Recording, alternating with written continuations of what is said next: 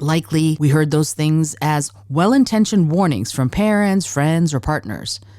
But are they useful? Do they help us live full, juicy lives?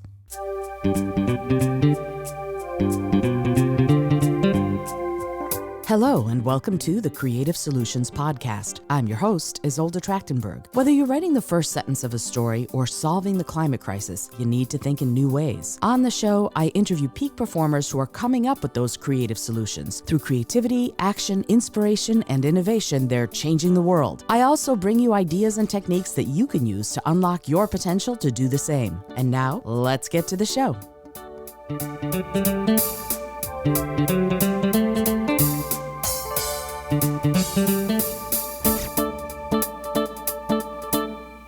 Hello, and welcome to the Creative Solutions Podcast. I'm your host, Izolda. Thank you so much for joining me. This is one of my solo episodes. Remember, I'm interspersing the episodes solo episode, but the podcast itself is focusing on coming up with creative solutions to the big problems and the small problems, changing how we think so that we can come up with those creative solutions, and also implementing those solutions so that we change the world for the better. Have you ever done this? Someone says something complimentary about something you said or did, and you reply, "Oh, you're so sweet to say that." Notice what that response means. It's not saying thank you. It's not an acceptance of the nice words. Instead, that statement redirects the good feeling right back on the person who said the words. In other words, the point of it is that they were sweet to say something nice, but not that the something nice was accepted by the recipient. The compliment then becomes about the giver and not the receiver. Weird, right? Not really, at least not if you think about how this behavior comes about. Most of us are taught to brush off compliments. We're taught to deflect the nice words about something we said or did so we don't appear arrogant or full of braggadocio. It's almost like the 11th commandment is, "Thou shalt not be pleased with thy accomplishments." Psychologically, every time you slough off a compliment, you reinforce, perhaps just a tiny bit, the belief that you don't have the skill, talent, or knowledge enough to achieve the thing that the person just complimented you on. This morning's meditation popped up the following to me. It's okay to just say thank you. And it is okay. But many of us struggle with saying it and just it. And that makes changes in us both big and small. I mean, if you just accept a compliment without deflecting or redirecting it, you're going to feel more confident. You'll then perhaps find more confidence and feel more capable the next time you need to take a chance or go big and bold. You'll also perhaps be more likely to strike out on a new, uncharted path. You'll be more likely to entertain innovative and perhaps even risky ideas because you're just that little bit of extra confident and joyful inside. To advance, to reach new heights, we have to take chances. If we don't, we end up too scared to reach for the new thought or idea. And that is a problem if what you're trying to do is come up with creative solutions. But if you take in the good stuff, if you accept the compliment, you're going to build that extra little bit of sense of self and perhaps be ready to think laterally, to imagine, to envision, and to strike out on that new path. But the problem is that often we want to make the compliment more about the person who said it than about what we've achieved. Exhausting, right? It's an internal push-pull. On the one hand, how lovely that someone said something, and it feels great. On the other hand, there's all this programming that we aren't supposed to act or feel full of ourselves. Well, here's the question. If you don't feel full of yourself, in yourself, what else could possibly be in there? Think about that for a second. If you're not taking up all the space inside yourself, who or what are the stowaways?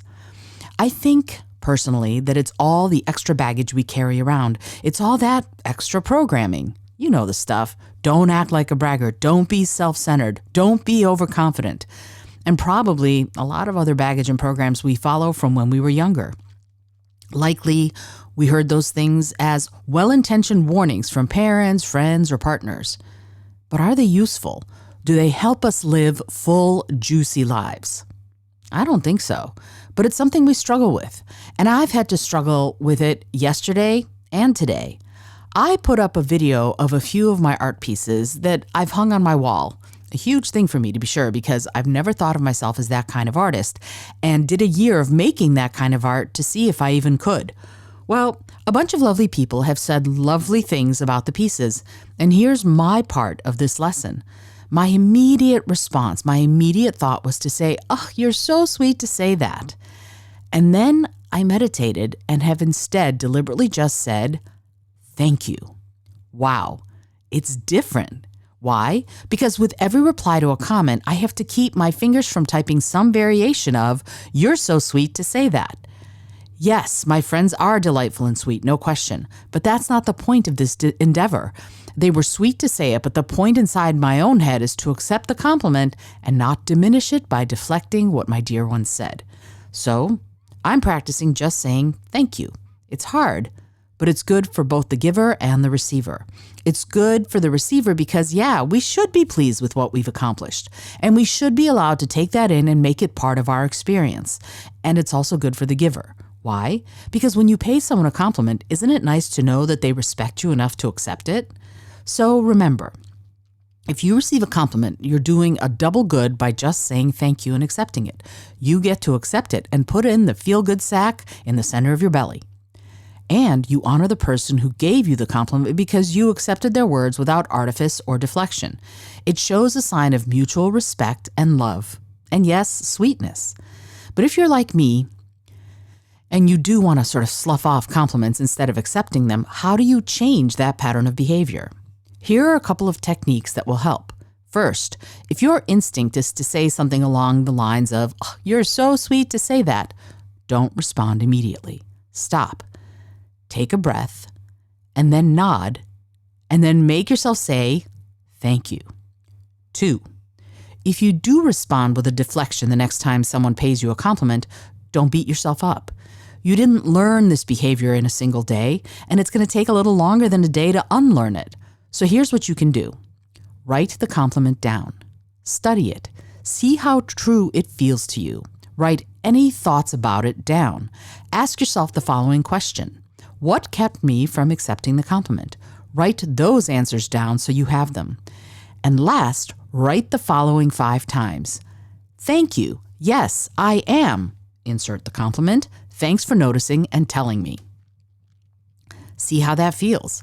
I'm betting it's going to feel awkward as hell at first, but it's going to get easier and you'll get more comfortable with that compliment and also with the ones you get in the future. You deserve to feel great about your accomplishments, and that feeling of sizzle will propel you to greater heights of success and contributions to changing your world. Some people might interpret what I've said as becoming dependent on other people's good opinions of you to validate yourself, but that's not what I'm saying at all. I'm saying that you shouldn't brush off compliments as if they're not real or not applicable.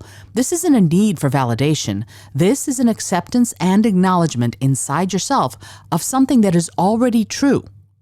And that makes all the difference. All right, until next time, this is Izolda Trachtenberg for the Creative Solutions Podcast, reminding you to come up with those creative solutions in your life so that your life sizzles as much as possible. And also reminding you that this episode is brought to you by Brain FM, which is my favorite app to use for studying, for creating, for doing work that like admin work and taxes and things like that I really don't want to do. It helps me get into the right brain space to do it. I also use it to meditate with. It sparks my ideas and my imagination every single day. I love it.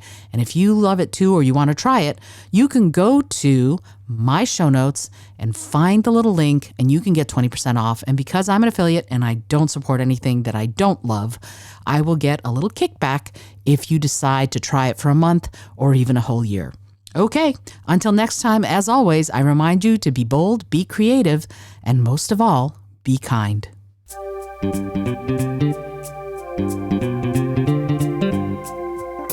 Thank you so much for joining me today. I really appreciate you being here. Please subscribe to the podcast if you're new, and it would mean the world to me if you told a friend about it.